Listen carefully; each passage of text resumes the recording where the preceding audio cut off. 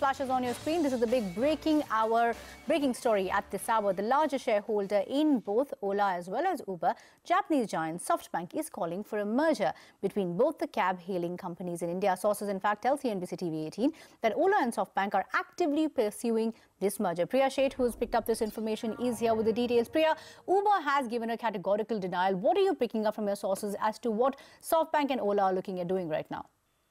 Well, absolutely, Kritika. And what could be perhaps a significant deal in the online cab aggregator space that goes through, we understand from sources that Japanese investor SoftBank is mulling the merger of Ola and Uber India operations. Now, sources in both Ola as well as SoftBank have confirmed to us that talks are underway in pursuing Uber India for a merger. And the talks have been on for about 12 months now, but there are a number of issues that still need to be ironed out, like market control, possible PCI issues, and talks are also on with regards to controlling stake in the combined entity once the deal goes through. Now, do remember that Ola and Uber hold about 95% of market share in India.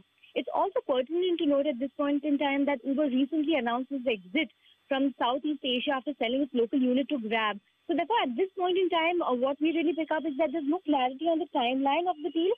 Talks are in very initial stages, and it could still take a couple of months before the deal goes through after several of these issues are sorted out. In fact, we did reach out to both the companies. While Ola said that they will be an active and integral part of India's journey, SoftBank and other investors are committed to realizing this ambition. Uber India has categorically denied talks of any acquisition or merger between the two companies. Okay, so this is something that we have picked up from our sources within SoftBank. This is something we understand Ola and SoftBank are pursuing at this point, but we haven't been able to get some clarity with respect to what Uber India's stance is.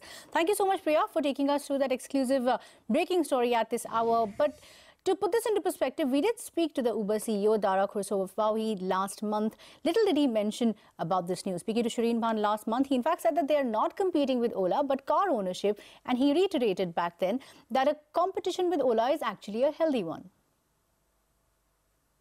I want India to be our second tech center. You know, San Francisco is the headquarters, but India is going to be a very, very tech center. And who knows, maybe 10 years from now, India will be our first tech center. We'll see.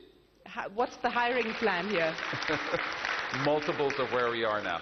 Multiples of where we are. I'm pushing our teams hard. You have an interesting situation in India where SoftBank is also the largest shareholder of your fiercest competitor, Ola. Yes. So how does it all work? Well, you'll have to ask them that question. I think, listen, SoftBank is a very big picture investor. And when I talk to Masa about his beliefs, Masa's core belief is that the ride-sharing space is a space that's going to grow. So I think SoftBank isn't thinking about Ola versus Uber. SoftBank is thinking about Ola and Uber versus car ownership, and I think that's a pretty darn good bet. But still, I mean, from a practical perspective, you're competing with them in a market like India. You know, SoftBank clearly putting big money into Ola as well, which it's using against Uber to compete in a market like India. What's the conversation that you then have with Masa? But I view this as we're not spending against Ola, we're spending against car ownership. We are actually building mobility as a service, and I think our competing with Ola, it's a healthy competition because it forces us to improve our product, it forces us to be innovative, it forces us to reduce prices, and ultimately that's going to come at the cost of car ownership. Remember, Ola and Uber together, as Priya was pointing out, are 95% of the markets. Of course, a lot of issues to be ironed out before that actually goes through, but that's the big breaking story at this hour.